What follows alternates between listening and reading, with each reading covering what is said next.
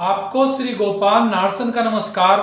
Divine mirror Hindi channel में आपका बहुत बहुत स्वागत है। आइए जान लेते हैं आज की कुछ खास चर्चित खबरें।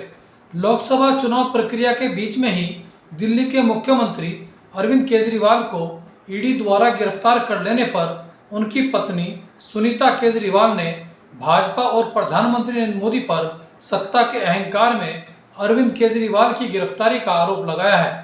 उन्होंने इसे दिल्ली के लोगों के साथ धोखा भी बताया। वहीं देश भर में आम आदमी पार्टी कार्यकर्ताओं ने केजरीवाल की गिरफ्तारी के विरुद्ध जोरदार प्रदर्शन किए। भले ही मुख्यमंत्री अरविंद केजरीवाल अभी तक यह दावा करते रहे हों कि वे जेल जाने पर अपने पद से इस्तीफा नहीं देंगे और जेल से ही अपनी सरकार चलाएंगे, लेकिन कानूनी बाध्यता के चलते उनकी कुर्सी जाने पर पहले विकल्प के रूप में उनकी पत्नी सुनीता केजरीवाल का नाम ही अगले मुख्यमंत्री के रूप में सामने आ रहा है। भारत ने रूस से कच्चा तेल नहीं खरीदने का फैसला किया है। रूस के साथ अमेरिकी प्रतिबंधों के चलते ऐसा किया गया है, जो रूस के लिए बड़ा झटका है। हिमाचल विधानसभा के अध्यक्ष कुलदीप पठानिया ने निर्दलीय विधायकों के इस्तीफे स्वीकार नहीं किए हैं। 3 निर्दलीय विधायकों ने 27 फरवरी को राज्यसभा के भाजपा प्रत्याशी को वोट देने के बाद आज विधायक पद से त्यागपत्र दिया है। ये विधायक भाजपा में शामिल होने का दावा कर रहे हैं, लेकिन नियमों व संवैधानिक प्रावधानों की जांच होने तक स्पीकर ने उनके इस्तीफे स्वीकार नहीं किए हैं। ओडिशा में भाजपा का किसी भी दल से चुनावी गठबंधन नहीं हो पाया है। अब वह अकेले ही चुनाव लड़ेगी। बीजू जनता दल के साथ भाजपा का चुनावी गठबंधन न होने का प्रतिकूल प्रभाव लोकसभा की 21 व विधानसभा की 147 सीटों पर पड़ने की उम्मीद है। दिल्ली के मुख्यमंत्री अरविंद केजरीवाल की गिरफ्तारी को कर्मों का फल बताने वाले अन्ना हजारे के विरुद्ध आम आदमी पार्टी हमलावर हो गई है। पार्टी के विधायक दिलीप पांडे ने भ्रष्टाचार के आरोपियों के भाजपा में शामिल होने पर अन्ना हजारे की चुप्पी पर सवाल खड़े किए हैं। लखनऊ देहरादून के बीच वंदे भारत एक्सप्रेस सोमवार को छोड़कर सप्ताह में 6 दिन चलेगी। 8 घंटे व 20 मिनट का समय यात्रा पूरी करने में यह ट्रेन लेगी। बिहार के सुपौल जिले में कोसी नदी पर बन रहा वास्तुशिल्प पुल निर्माण के दौरान ही टूट गया, जिसमें 50 से ज़्यादा मजदूरों के दबे होने का अंदेशा है। इस घटना में अभी तक 1 व्यक्ति की मौत व 9 लोगों के घायल होने की खबर है। यह पुल 1200 करोड़ रुपए की लागत से बनाया जा रहा था। रुड़की तहसील में एडवोकेट एसोसिएशन ने आज शाम होली मिलन कार्यक्रम आयोजित किया। चौधरी लीलू सिंह की अध्यक्षता में व प्रेम गोदियाल के संचालन में वकीलों ने होली के हास्य व्यंग बिखेरते हुए गुलाल व फूलों की होली खेली और एक दूसरे को होली की शुभकामनाएं दी। और अंत में बेटियां बन सकती हैं भाग्य विधाता। इसी पर देखिए आज का हमारा यह प्रेरक वीडियो।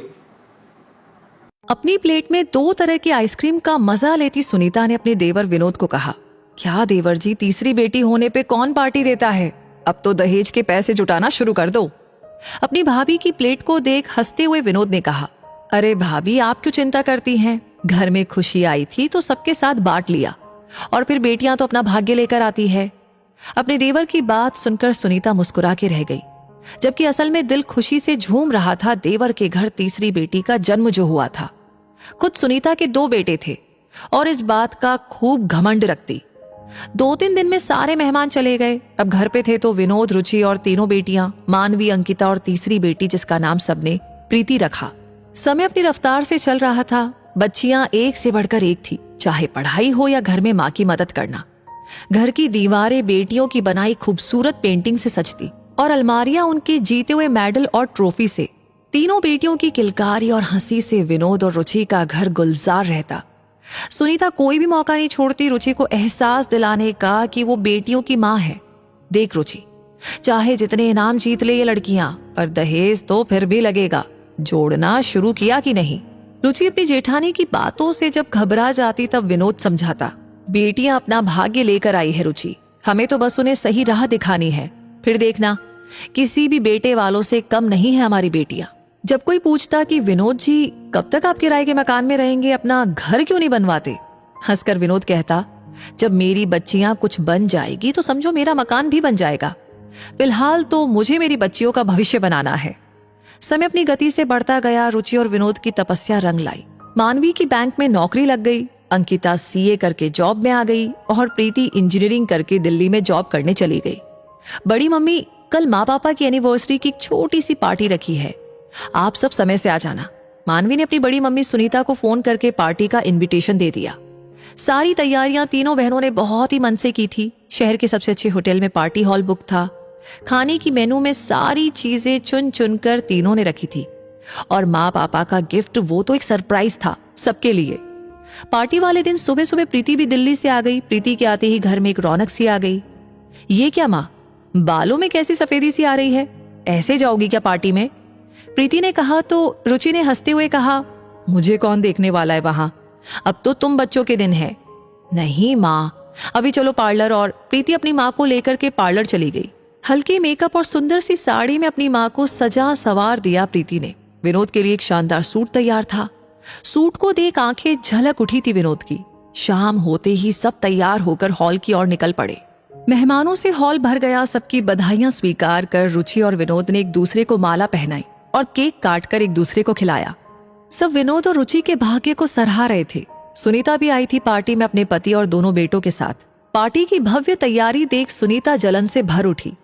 आज एहसास हो रहा था कि देवर की बेटियां होकर भी जो सुख ये लड़कियां अपने माता पिता को दे रही थी वो उसके लाडलों ने ना कभी दी थी और ना ही कभी देते।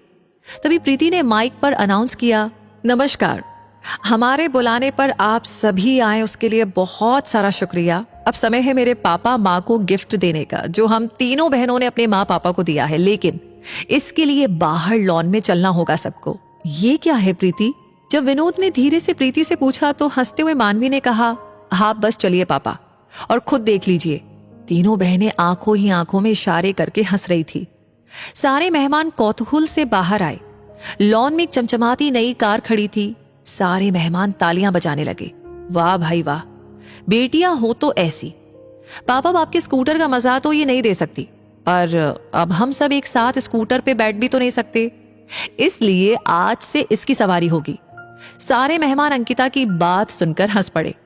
रुचि और विनोद की आंखों में खुशी के आंसू थे और सिर गर्व से ऊंचा था। सबने बहुत सारी बधाइयां दी और पार्टी का आनंद उठाया।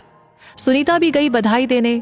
बधाई हो देवर जी, बेटियों ने नई गाड़ी दी, और क्या चाहिए? सच कहा भाभी, और क्या चाहिए मुझे जब ऐसे बच्चे हो तो। मैंने कहा था ना कि बेटियां खुद अपना भाग्य बनाती है। यहाँ तो इन तीनों ने मेरा भाग्य भी बदल दिया। देखिए तो कैसे मुझे स्कूटर से उठाकर कार में बिठा दिया। अपने देवर की बात सुन सुनीता ने अपने नालायक जवान बेटों को देखा जो आइसक्रीम के मजे लेने में बिजी थे। आज बेटों की मां होने का दंभ टूट गया था सुनीता का। बेटियां किसी बेटे से कम नहीं होती, बस थोड़ा प्यार और साथ हो तो बेटियां वो कर जाती है जो कई बेटे वालों के भाग्य में भी नहीं होता।